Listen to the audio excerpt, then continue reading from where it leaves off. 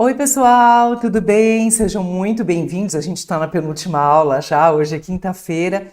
Ainda bem que a gente tem conseguido cumprir tudo aquilo de assuntos e temas que vão aparecer na prova de primeira fase para vocês.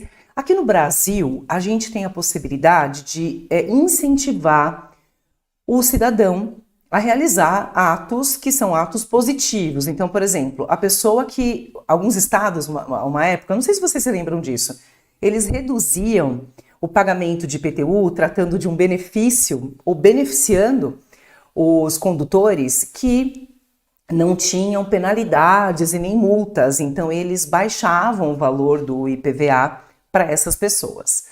E aí, pessoal, aqui no Brasil é possível sim que diante de condutas positivas, a gente tenha a concessão de benefícios. Então é possível sim.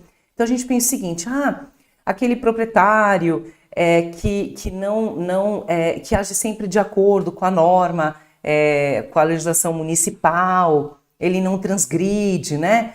Contra ele não são aplicadas multas, ele pode receber um benefício, né? Então a gente vai sempre pensar em beneficiar determinadas pessoas que agem de acordo com suas condutas. E acho que, pelo que eu vi ali na notícia, que a Flavinha mandou, que a Lori mandou, tratava-se dessa questão em que havia um benefício. Eu tô pegando aqui no celular para elucidar. Eu gosto que vocês mandem essas coisas, porque para mim, vocês estão entendendo muito o que está se passando, assim, ó. É o seguinte, ó, é uma reportagem do Núcleo de Estudos Tributários chamado NET.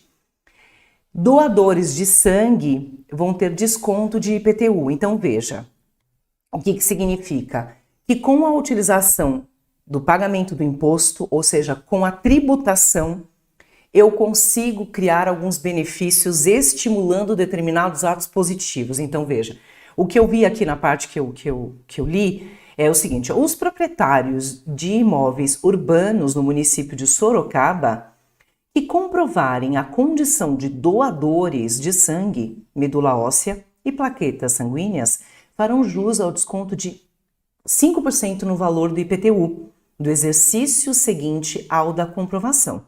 É o que estabelece a Lei 12.631, de 18 de agosto de 2022, publicado no Jornal do Município. É isso mesmo. Acho que essa parte aqui é a parte mais relevante. É lógico que vamos pensar, esta isenção, que tipo de isenção é essa? É concedida em caráter geral ou caráter específico? Caráter específico, somente para aqueles que de fato realizarem doação de sangue. Por quê? Porque eu preciso comprovar que realizei a doação com documentação hábil, ilícita naturalmente, e aí por despacho autorizativo, a Fazenda Municipal de Sorocaba vai implementar esse desconto no exercício financeiro subsequente, em 2023. Olha que interessante. Professor, então eu posso cruzar essas informações a ponto do IPTU ele ter uma finalidade diferente daquela que é meramente arrecadatória? Se forem vamos pensar no seguinte: nós temos um princípio constitucional que é um direito fundamental que é o direito à vida. A doação de sangue está muito ligada a esse direito. A gente vai falar que ele é um sobredireito, ele está sobreposto ao direito de tributação. Então, a tributação pode servir a este direito fundamental que é o direito à vida. E aí a gente estimula o contribuinte de Sorocaba a realizar a doação e ter 5% de desconto no IPTU. E faz com que outras pessoas sintam-se estimuladas a realizar a doação de sangue, sem dúvida nenhuma. Não há nenhuma inconstitucionalidade, muito pelo contrário. A gente percebe o legislador infraconstitucional, aquele que criou a norma isentiva, sempre agindo em acordo com a própria Constituição Federal, um ditame da norma fundamental, tá bom? Então, não há problema disso acontecer. Muito pelo contrário, é interessante que o Brasil, que o legislador nacional, ele estimule esse tipo de prática, que é uma prática positiva, que é a mesma coisa que aconteceu com o IPVA na época das infrações. Eu não me lembro mais em que ano foi isso, mas já tem uns bons anos que isso aconteceu, e que, por exemplo, no estado de São Paulo, se você não tivesse penalidade, não sei se o Danilo lembra disso, Eu não sei se ele se lembra. Vou falar bom dia pro Danilo, né? Aproveitar. Flavinha, a Lori tá falando assim, eu tava almoçando, vi a notícia do jornal, já pensei em mandar pra professora. Eu adoro quando vocês mandam isso. Por quê? Porque eu vejo que a matéria está entrando, vocês estão fazendo uma relação e uma conexão da vida com o direito tributário, que tem conexão mesmo. Então eu gosto muito que vocês mandem, viu? Mandem sempre, porque aí a gente analisa, né? Eu adoro que vocês façam isso, tá? Então, na verdade, é possível que haja, né, essa hipótese em que a própria legislação sirva a essa situação. É possível, tá bom? Bom, vamos lá. Então, vamos falar do que nos interessa neste momento, que é falar sobre as questões de imposto de importação, exportação e IOF. Faltaram esses impostos, né, pra gente tratar e a gente vai falar sobre eles, exatamente sobre eles. A do IPVA podia voltar, podia mesmo, eu me lembro, gente, eu não consigo lembrar qual foi o ano, mas já faz bastante tempo. E aí isso acaba, o que acontece, né? O Estado de São Paulo acaba sendo um estado modelo, muitas vezes em implementar algumas políticas interessantes, né? Que estão muito ligadas aos direitos fundamentais e direitos humanos, então um cruzamento, né? E aí acaba que o Estado de São Paulo serve como modelo e inspiração para outros estados da federação, o que é sempre muito positivo, é claro, né? Bom, vamos lá, vamos falar sobre essa questão, que eu acho que vocês vão conseguir lembrar do que nós tratamos na aula passada, na aula de ontem, né? Mas se não conseguirem, por favor, me avisem. Um carregamento de computadores foi abandonado no porto pelo importador, que não chegou a realizar o desembaraço aduaneiro dentro do prazo previsto na legislação tributária. Trouxe, ó, mandou, deixou lá, largou. Por isso, a autoridade tributária, após o devido processo legal, aplicou a multa de perda ou multa de perdimento. Perdimento é isso, é a perda da mercadoria, tá? Então a mercadoria foi perdida. Então a fazenda toma a mercadoria. E ele disse que isso aconteceu após o devido processo legal. Sob a pena de perdimento, então, quer dizer, perdeu, né? A fazenda passa a ser a proprietária daquela mercadoria. E pós pena de perdimento, ele realizou um leilão para alienação dos computadores. Diante dessa situação, a base de cálculo do imposto de importação incidente na hipótese será o valor de mercado dos bens, o valor da arrematação desses bens que aconteceu. Ele está perguntando aí o que vai ser a base de cálculo? Vai ser o preço da mercadoria? Vai ser o valor da arrematação? Vai ser aquele que foi arbitrado, ou seja, que foi interpretado, entendido, determinado pela autoridade coatora. Lembra do árbitro? O árbitro é aquele que no futebol, por exemplo, ele vai olhar para aquele lance, analisar aquela situação e arbitrar, pós um julgamento, né, de análise subjetiva com base naquilo que ele interpretou, porque enxergou. Letra D. O estimado dos bens, deduzindo-se os custos com armazenagem e as comissões do leiloeiro público. E aí, qual vai ser a base de cálculo do imposto de importação? Eita, professora, ontem você falou que o imposto o IPI, ele incide, né, sobre a nossa importação, no momento da importação e do desembaraço aduaneiro. E na oportunidade, eu aproveitei para falar que, inclusive, no momento do desembaraço aduaneiro, a gente tinha imposto de importação, nós tínhamos IPI, ICMS, importação, e nós tínhamos taxas e tarifas alfandegárias, que tudo isso incidia no momento do desembaraço aduaneiro. Aí eu disse assim, e lembra que quando a gente tiver, por exemplo, o IPI, ele vai incidir também quando a gente tem leilão, uma arrematação daquele produto em leilão. E neste caso, essa arrematação que ele está falando para a gente é de um produto que veio de fora do país, né? A autoridade alfandegária aplicou a pena de perdimento, ou seja, porque aquela mercadoria havia sido abandonada, após o devido processo legal, essa pena de perdimento foi aplicada e foi realizada naturalmente um leilão, né? Para alienação desses computadores. Então, pessoal, a gente tem um ato de arrematação. Se a gente tem um ato de arrematação, que é a adjudicação, ou trazer para si ali no leilão aqueles bens, a gente tem que entender o seguinte, não vai ser pelo valor de mercado dos bens, porque senão, pessoal, por que leilão vai ser interessante? O leilão não vai ser interessante, porque se for valor de mercado de bens, eu compro no mercado. Por que é interessante a arrematação? porque é pelo valor que se arremata, né? Os lances que vão sendo realizados ali. Então, essa é a base de cálculo do imposto. Então, vai ser, se for, lógico, se eu estiver adquirindo um bem e ele é importado, qual que é a base de cálculo desse bem na importação? O mercado, o valor do mercado dos bens, o valor de mercado desses bens. Mas quando tem uma arrematação, eu tenho uma situação interessante e diferenciada. Que situação que é essa? É sobre o valor da arrematação. Porque aí torna-se interessante em razão dos lances que vão sendo dados ali para o leiloeiro.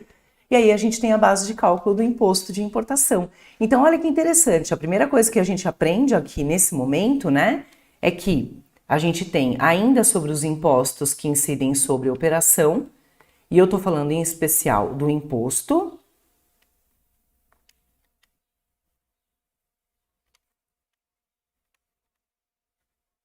de importação, que eu posso ter como base de cálculo diferentes, né? O base de cálculo pode ser o valor de mercado do bem, ou pode ser o valor da arrematação em leilão, tá vendo? Então depende do ato. Lembra sempre disso. Por que essa arrematação? Porque o produto foi abandonado. E aí aplicou-se essa perda de perdimento, e por isso ele colocou assim, após o devido processo legal. Porque se ele não coloca essa informação fica aberta e as pessoas podem até tentar pedir por uma interpretação, dizer que a questão estava muito aberta, tentar pedir uma anulação de questão. Então quer dizer que o imposto de importação ele não incide só o momento do desembaraço aduaneiro, ou seja, o momento da entrada, ingresso, então se juridicamente está ingressando aquela mercadoria, mas incide também quando a mercadoria é abandonada e devido ao processo legal há pena de perdimento, ou seja, a fazenda consegue, a partir do devido processo legal, comprovar que aquilo é fruto de abandono, pode perecer, não faz sentido que aquela mercadoria fique ali, e ela precisa ser objeto de leilão, né? Ela precisa ser arrematada por alguém. E aí, na arrematação, a base de cálculo é o valor da arrematação. Tá bom? Ficou claro aí, pessoal? Quer dizer que na importação incide, mas incide também na arrematação, quando a gente tem abandono de mercadoria, tá? Ou, professor, e se for apreensão? A mesma coisa. A base de cálculo vai ser pelo valor do leilão, porque pode ter sido ou um abandono ou uma apreensão, né? Da mercadoria, tá? Abandono ou apreensão. É lógico que algumas mercadorias não podem ser objeto de leilão, porque elas são mercadorias que são frutos de descaminho ou contrabando, mas essas mercadorias são mercadorias ilícitas. Eu vou dar um exemplo. Quando a gente tem, porque o brasileiro consegue falsificar cigarro do Paraguai. Então, veja, o cigarro do Paraguai já é um cigarro de baixíssima qualidade. E o brasileiro lá no sul do Brasil conseguiu fazer com que esses cigarros entrassem no sul do Brasil e falsificavam esses cigarros, colocando tabaco de baixíssima qualidade, misturado com outras substâncias que eram extremamente nocivas à saúde. Então esses bens, naturalmente, não vão para leilão, né? De forma nenhuma, são objeto de apreensão, mas não vão a leilão. Eles são incinerados, né? Eles não podem serem colocados para leilão. Eu estou falando isso em relação a, por exemplo, as drogas que são objeto de apreensão. A gente não vai leiloar. Então, a gente está falando de um abandono de mercadoria lícita e apreensão de uma mercadoria não nociva. Por exemplo, quando tem a apreensão de grandes lotes de toneladas de brinquedos que são trazidos de alguns países, esses brinquedos contêm partes muito pequenas, são brinquedos que não podem ser dados para uma criança. Então, tudo isso é objeto de incineração. Tá? Não vai a leilão, tá bom? Entenderam isso, pessoal? O povo importa até cabelo humano de forma legal. O quê? Tá brincando? Eu não sabia disso de importação de cabelo humano, não, gente. Ai, que medo! Não, quando eu era criança, eu vou falar. Eu tinha umas histórias de... Ai, como que fala? Tinha umas histórias, assim, que as pessoas falavam que elas eram... O povo pegava cabelo e vendia. Então tinha uma história assim que a pessoa ia arrancar o cabelo da sua cabeça. Gente, tinha essas histórias. Vocês lembram disso? Mas tinha mesmo. A pessoa ia arrancar cabelo da sua cabeça e ia vender o cabelo. Ela ia pegar você lá, não sei aonde, lá na Praça da República, na Praça da Sé. Não sei se vocês lembram dessa história. Ia arrancar teu cabelo. E aí arrancar seus cabelos, você ia ficar sem os cabelos, ele ia vender. Mas eu não sabia que o povo importava cabelo, não. Nossa, eu tô passada. Nossa, a gente sabe de nada mesmo, né? Próxima questão. Tem uma reportagem da Record sobre o assunto. Ah, eu vou ver, eu vou procurar para ver. Como é que é a importação, né? Se paga imposto ou não. Tô brincando, claro que não, né, gente? É de forma legal, tô brincando. Visando a proteger, próxima questão. Visando a proteger a indústria de tecnologia. Já pensou ter que queimar cabelo? Agora eu tô pensando aqui. Deus que me perdoe. Nó! Deus é mais. Olha lá. Visando a proteger a indústria de tecnologia da informação, o governo federal baixou medida mediante decreto em que majora, lembra, majora aumenta, que majora de 15% para 20% o imposto sobre a importação de produtos estrangeiros para monitores de vídeos procedentes do exterior. Limites esses que foram previstos em lei. A respeito da modificação da alíquota do imposto de importação, assinale a afirmativa correta. Bom, então vamos lá. O que ele está falando? Ele está falando de um objetivo extrafiscal desse imposto. Ó. Qual que é o objetivo extrafiscal, professora? Proteger a indústria de tecnologia da informação. Aí, uma pessoa realiza por ato próprio, governo federal baixa uma medida mediante decreto do Poder Executivo, decreto do Presidente da República. E esse decreto tem um objetivo que está sendo cumprido para proteger a indústria nacional de tecnologia, que majora de 15%, aumenta de 15% para 20% o imposto de importação de produtos estrangeiros. Ah, a gente está falando em especial, por exemplo, de um produto chinês, né? Que é muito competitivo no mercado nacional, né? Então, o que eu faço? Quando aquele bem ingressa do exterior do país no Brasil, eu já aumento a alíquota, porque eu faço com que a mercadoria aqui do nacional seja competitiva, né? Senão o produtor aqui não dá conta. Ó, para monitores de vídeo procedentes do exterior, tá? É lógico, por meio de decreto, ele majora de 15% para 20% e tem um limite que está previsto numa própria lei. A respeito da modificação da alíquota do imposto de importação, sabendo que o imposto de importação é um imposto extrafiscal e que, na verdade, a gente tem um imposto de importação que está muito relacionado às espécies tributárias que são extrafiscais, ou os impostos extrafiscais que têm o objetivo de regular a economia, desestimular alguns atos, estimular outros, né? É a possibilidade do Estado, na necessidade, né, intervir na economia para proteger, inclusive, o mercado nacional, que é o que ele está dizendo aqui. Ele diz: assinar a afirmativa correta a respeito da modificação, alteração e majoração dessa alíquota. Ela deve observar a reserva de lei complementar, ou seja, ele está falando que ele não pode ser por decreto. Deve ser promovida essa alteração e majoração por meio de lei ordinária. Depois ele fala: deve observar o princípio da irretroatividade e deve observar o princípio da anterioridade. Vamos lá. Bom, em primeiro lugar, como imposto de importação está na nossa lista, né, de impostos extrafiscais, então o imposto de importação está aqui, nessa listinha de impostos reguladores da economia, a gente colocou isso inclusive no material, imposto de importação, imposto de exportação, IPI, IOF, são os impostos extrafiscais, reguladores da economia. Lembra que, em especial, esses impostos, eles são uma exceção à legalidade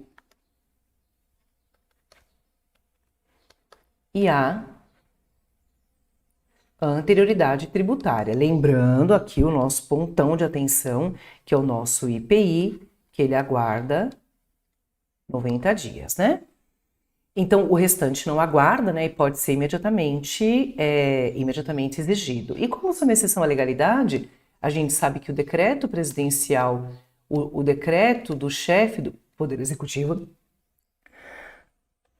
pode majorar, aumentar a alíquota desses impostos, né?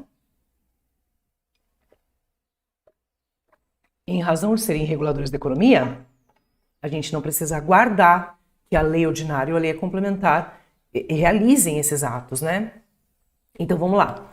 Quer dizer que, veja, não precisa observar a lei complementar, não precisa ser promovida por lei ordinária, porque decreto pode, não há problema nenhum, é constitucional a utilização de decreto, tá tudo certo, né? Depois, deve observar o princípio da anterioridade, não publicou, cobrou, tá na lista da exceção absoluta em relação ao princípio da anterioridade. Professora, por que ele tem que aguardar o princípio da retroatividade? Bom, primeiro que foi só essa aqui que restou, né? Por uma questão, uma razão de que só restou essa, mas mais importante do que isso, só porque restou, não é só porque restou. Em relação a isso, o porquê? Por que a gente está falando, né, assim, dessa forma? O que significa retroatividade? Porque, veja, a gente não vai poder pegar esta alíquota, que acabou de ser majorada, acabou de ser aumentada, pegar essa alíquota, por exemplo, de 2022 e aplicar para situações pretéritas. É só da data da publicação do decreto para frente, ou da data da publicação da lei para frente. Aí, retroatividade, por isso, é negar a retroação, negar a volta, né? Então, assim, a regra é que o tributo só tenha vigência futura, prospectiva, daqui para frente, nunca daqui para trás. Então, se a gente tem um decreto que majora, ou seja, aumenta a alíquota do imposto de importação para esses monitores de computadores que vão entrar no Brasil, visando proteger essa indústria nacional, significa dizer que este decreto só vai vigorar ou vai ter força da data da sua publicação para frente, nunca para trás. Por isso, deve observar o princípio da retroatividade da lei tributária. Porque lei complementar e ordinária não precisa, porque é decreto, exceção à legalidade, a Constituição Federal, ok, autorizou que pudesse ser. Anterioridade não vai observar, porque é imposto extrafiscal, tirando o IPI, está aqui nessa listinha. Então, o que não pode, professor? Então, a alíquota desse imposto nunca vai voltar. Não pode voltar. Professora, não pode voltar por quê? Porque ela prejudicaria o direito adquirido, o ato perfeito, a coisa julgada. Ela pode prejudicar as relações que são seguras, né? Ela vai mitigar a segurança jurídica. Eu sei que a minha alíquota de importação é 15%. Vem um decreto e muda para 20%, mas não muda a minha vida porque eu fiz isso antes do decreto. Isso mesmo, exatamente por isso. Pós-decreto, a gente tem a vigência dessa nova alíquota. Tá bom? Entenderam isso? Me digam se isso ficou claro para vocês, tá? Me digam aí se ficou claro, tá? Próxima questão. Olha que legal essa daqui. É boa. Um navio cargueiro em trânsito. Vou explicar já isso, tá? Só colocar aqui. Explico para vocês direitinho. Um navio cargueiro em trânsito para a Argentina atracou em Porto Brasileiro com 3 lotes de automóveis com as características a seguir, tá? Então ele estava passando, quando ele fala em trânsito é o quê, Pro? É porque ele está passando pelo Brasil e ele precisa atracar no Porto Brasileiro ou em um outro porto para chegar no seu destino final. Se ele vai para a Europa, né? Vai do Uruguai para a Alemanha, ele vai do Brasil ele vai Argentina, Brasil, Alemanha, Argentina, Brasil, Estados Unidos, enfim. Ele atracou, ele está em trânsito, né? Ele está passando pelo Brasil, é isso, tá?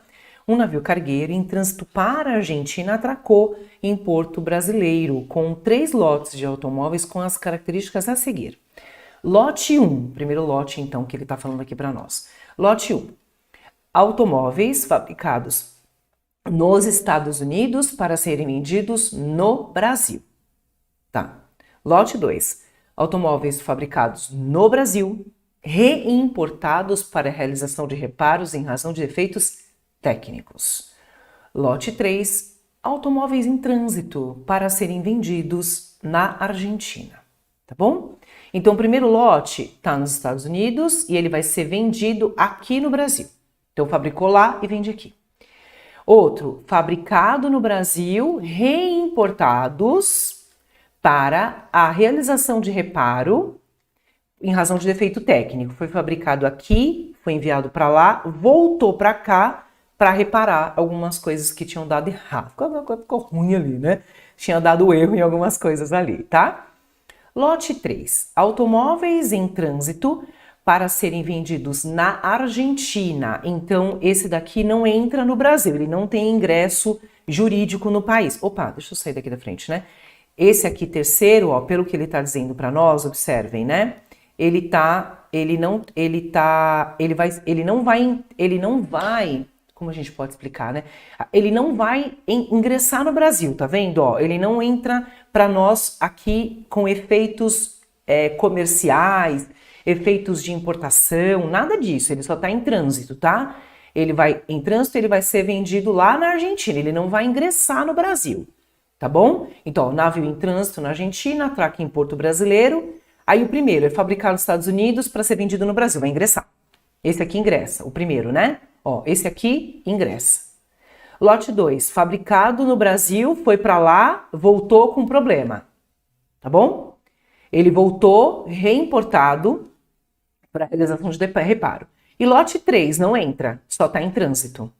Com relação ao imposto de importação, assinale a opção correta, tendo como referência a inicial a situação hipotética acima apresentada. E aí, o que vocês acham? Ó, ele falou, incide imposto de importação no 1 e 2. Incide imposto de importação só no lote 3 que está em trânsito. Imposto de importação é de caráter marcadamente fiscal. Tá falando que no extrafiscal não tem natureza, só tem natureza meramente arrecadatória, tá? Depois, não serve para mais nada. A alteração das alíquotas do imposto de importação não se sujeita aos princípios constitucionais tributários, nem da legalidade e nem da anterioridade. E aí? Qual que é a alternativa correta? E aí, me diga. Quando que a gente tem, o que a gente tem aqui de alternativa correta nessa questão? Eu queria que vocês me dissessem o que vocês acham sobre ela. Assim, queria que vocês me dissessem mesmo qual você acha que pode ser a alternativa correta aqui nessa questão. O que lhe parece correto aqui?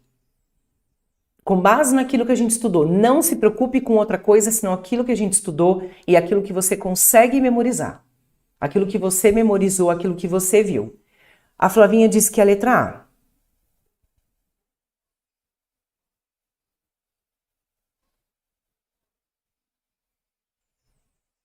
Vou deixar para você ler com calma. A Lori disse que é a letra A também.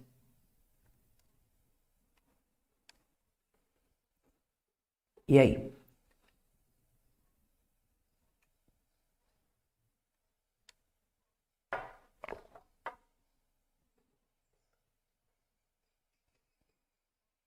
Olá, Flavinha e a Lori disseram que é a letra A. Mas e a letra D? Que fala que... Por que a letra D, a professora está perguntando? Porque a letra D, ela está falando que ele não se sujeita nem ao princípio da anterioridade, não é? E nem ao princípio da legalidade. Não é verdade que o imposto de importação não se sujeita à alteração das suas alíquotas? Não se sujeitam nem ao princípio da legalidade nem da anterioridade? É verdade isso, não é? Ela não, porque ela pode ser alterada por decreto, não pode? Ela pode ser alterada por decreto, e além dela ser alterada por decreto, ela não precisa guardar nem a 90º e nem do exercício financeiro. Será que não seria esta a alternativa correta?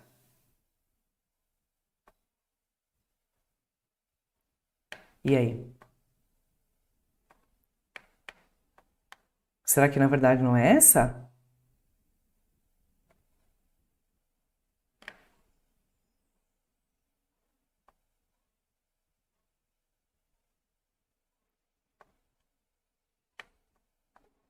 Pensem aí, se realmente não é uma outra coisa que a gente precisa imaginar. Eu vou colocar aqui de volta. Ó. Veja. A alteração das alíquotas. Ó, você vê como você não precisa se... dá medo? Você não precisa se aventurar. Porque você tem certeza de uma coisa aqui, não tem? Vamos falar a verdade. Você tem certeza que imposto de importação, Ele é uma exceção à legalidade e à anterioridade. Ele não se sujeita. A alteração da alíquota, a majoração de alíquota não se sujeita. Porque imposto de importação é imposto extrafiscal, o decreto do presidente da República pode alterar, e além dele poder alterar, ele não respeita o princípio da anterioridade. Não é essa? A alternativa correta? É essa a alternativa correta. Casca de banana essa questão. Sabe por quê, Lore? É isso mesmo, ó, porque a Lore colocou até uma casquinha de banana. Sabe por quê? Porque você começa a pensar, não, esse aqui tem importação, não tem importação. E o que eu fiz? Eu li a questão para vocês bem induzindo, né, professora? Só que é o seguinte, ó, ele foi vendido no Brasil. Ele vai ser vendido, ele vai ingressar no Brasil. Ó, ele vai ingressar no Brasil com um objetivo de venda, objetivo mercantil. Ele vai ingressar juridicamente no Brasil com um objetivo muito claro, né? E ele fala pra gente aqui, ó, o seguinte, ou é 1 e 2, ou é 3. Ó, 3 não é, né?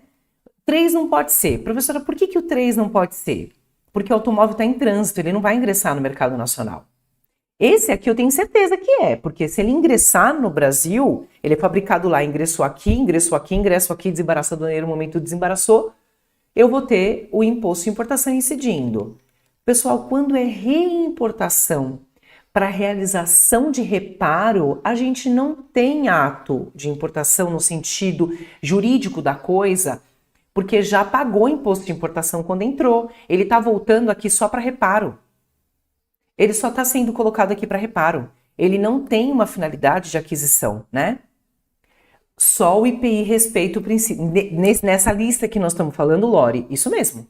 Só ele respeita o princípio da anterioridade do exercício financeiro. Desculpa, olha, anterioridade nonagesimal, né? O IPI sim, então os 90 dias, e aí ele pode ser objeto da majoração já. Objeto do, né, do vigor da majoração.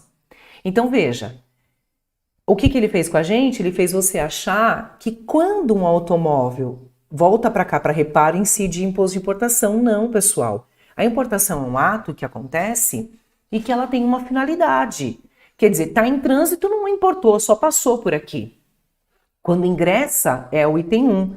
E ele não ingressa para cá, aqui, para ser inserido economicamente no mercado nacional. O imposto de importação ele vai incidir porque aquela mercadoria, aquele bem, insere-se jurídica e economicamente no mercado. Não é para isso, é só para realizar reparo e voltar. Só. Então não incide IPI. A alternativa correta é a mais conhecida por vocês, por incrível que pareça, sem medo de ser feliz, né? A gente não precisa ter medo disso. A alternativa correta é... Aqui, ó, a letra D. A alteração da alíquota não se sujeita nem à anterioridade nem à legalidade. Tá vendo? É isso. É a mais fácil. Por quê, professora? Porque uma reimportação não pode ser fator gerador de imposto de importação, porque imposto de importação não serve para isso. O imposto de importação ele serve para pensar que aquela mercadoria ingressa juridicamente no país. Ela vai fazer parte da nossa economia, né? Ela tem um ingresso com um reflexo muito maior. E aí vai incidir imposto de importação. Tá bom? Próxima questão, vamos fazer? Assinale assinale a afirmação correta. Essa daqui é bem bagunçada. Bem bagunçadinha. Hoje em dia já não se faz mais questão nesse formato, né? Por que eu trouxe esse formato? Não é bitributação, seria uma hipótese de dupla incidência ou bis in idem. É que aí é como se a União estivesse procurando a União de um lado, né? Por isso chama bis in idem, tributando sobre o mesmo fato gerador idêntico, né? Ela estaria tributando o mesmo fato gerador 2 vezes. Só que não tem ingresso jurídico nem econômico, é só para fim de reparo e vai voltar, né? Ele não está ingressando aqui com a finalidade de fazer parte da economia, né? Então não tem fato gerador. E se entrasse e tributasse novamente, seria bis in idem. Ele ia tributar 2 vezes um fato gerador único, né? Tá bom? Então, em relação às competências comuns e privativas dos entes federativos para instituir os tributos que discrimina, Então vamos lá, assinale a afirmativa correta. A Constituição Federal vigente estabelece as competências comuns e privativas dos entes federativos para instituir os tributos que discrimina. Nesse sentido, podemos afirmar que, vamos lá. Compete aos Estados-membros e Federação, então ele está falando aqui, ó, na letra A, que compete aos Estados e Distrito Federal instituir IPVA, ICMS e IOF. Letra B. A União, Estados, DF e municípios podem instituir taxa de serviço, sendo as de polícia de competência privativa da União. O ITR é de competência federal, mas os municípios podem legislar sobre o citado imposto se firmarem convênio com a União. Letra D. Compete à União instituir os impostos sobre grandes fortunas e o empréstimo compulsório. E aí? Vamos pensar aqui sobre essa questão, vamos raciocinar juntos, vamos lá. A primeira coisa, que é a letra A, ele fez o seguinte. Ele está falando de uma competência privativa comum aqui, né? Estados, DF. Oi, peraí que vira a louça. Por isso que tem tanta coisa, é fácil fazer vídeo de atrapalhada minha, né? Vocês gostaram do vídeo? Depois vocês me falam. Vai ter mais, hein? Ó. Estados, DF, União. Ele tá falando pra gente aqui, ó, que o Estado e DF podem instituir IPVA, ICMS e IOF. Tá errado, né? Porque, veja, somente a União numa competência privativa pode instituir IOF. Aqui, Estados-membros. Estados podem instituir, então é de competência dos estados o IPVA, o ICMS, mas o IOF não. Então, os estados e o Distrito Federal podem sim instituir o IPVA, que é imposto de competência dos estados, privativa, e o ICMS. Aqui a gente está falando, então, aqui, ó, da competência privativa, né? Essas pessoas políticas podem. Então tá errado porque a primeira alternativa vai para, né, a gente vai tirar, porque o Estado não pode instituir IOF, tá bom?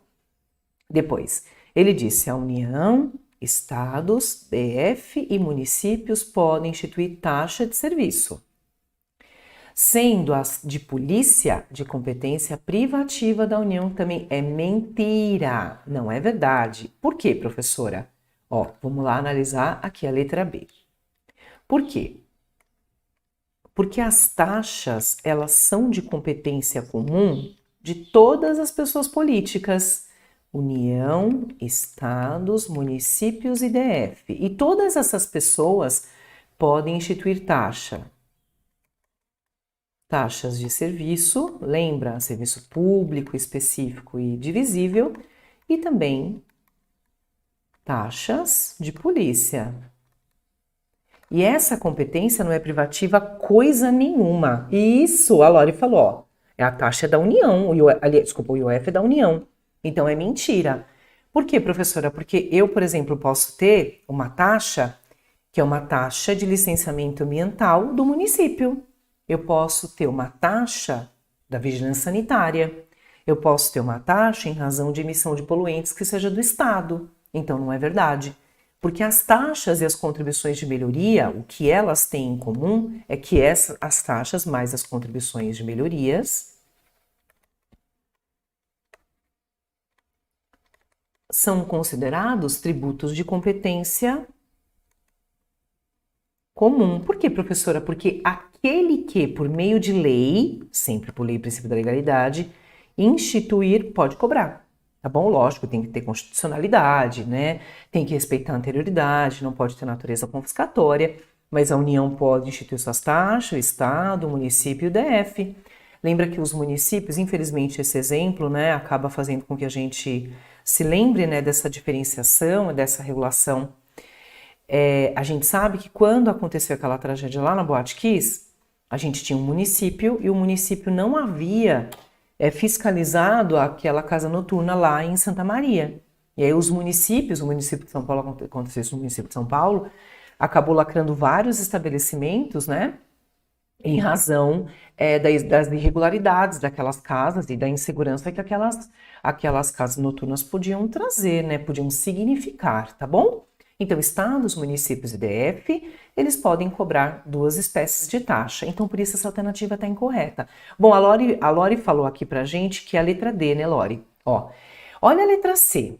O ITR é de competência da União. Opa, beleza, até agora você fez tudo bonitinho, mas aí ramelou na missão, né? Quando ele falou.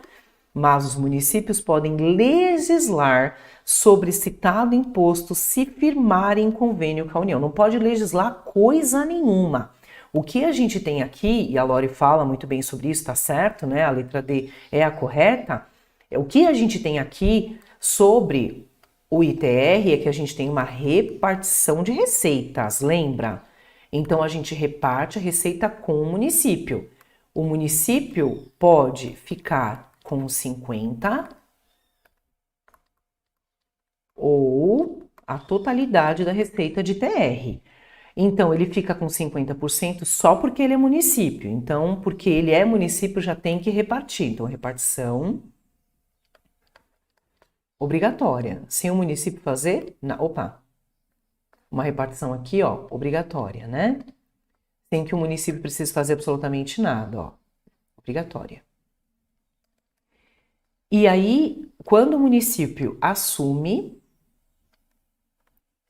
a arrecadação,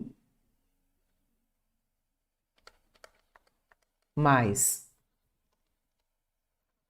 fiscalização do tributo, ele fica com 100%. E lembra que é uma opção do município, tá? O município, ele vai, se quiser, realizar um convênio com a União.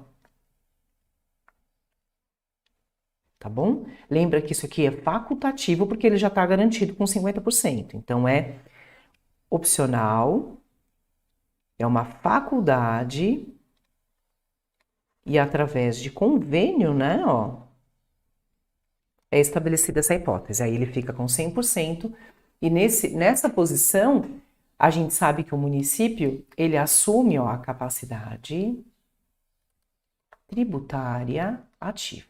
Tá bom? É isso, né? O município assume aqui a capacidade tributária ativa. Então, é mentira a segunda parte dessa questão. É mentira, não é verdade isso, né? Ó, aqui, ó.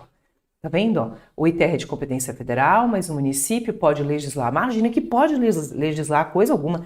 Quem legisla é aquele que tem a competência privativa, não é? Quem legisla não é essa pessoa, é outra. Quem legisla é aquele que tem competência. Então, perfeito, Lore, isso mesmo, ó. Compete à União instituir imposto sobre grande fortuna ou grandes fortunas e empréstimo compulsório. Perfeito, tá vendo? A competência tributária, ela pode salvar a gente de algumas coisas importantes, ó. Eu saber competência e falar, não, peraí, eu vou com calma aqui. Taxa realmente é o imposto de competência, que a União pode, o Estado pode, o município pode, o DF pode, todo mundo pode. Respeitando naturalmente, né, as suas atribuições administrativas, atribuições que a própria Constituição Federal lhe outorgou, pode, sem problema nenhum.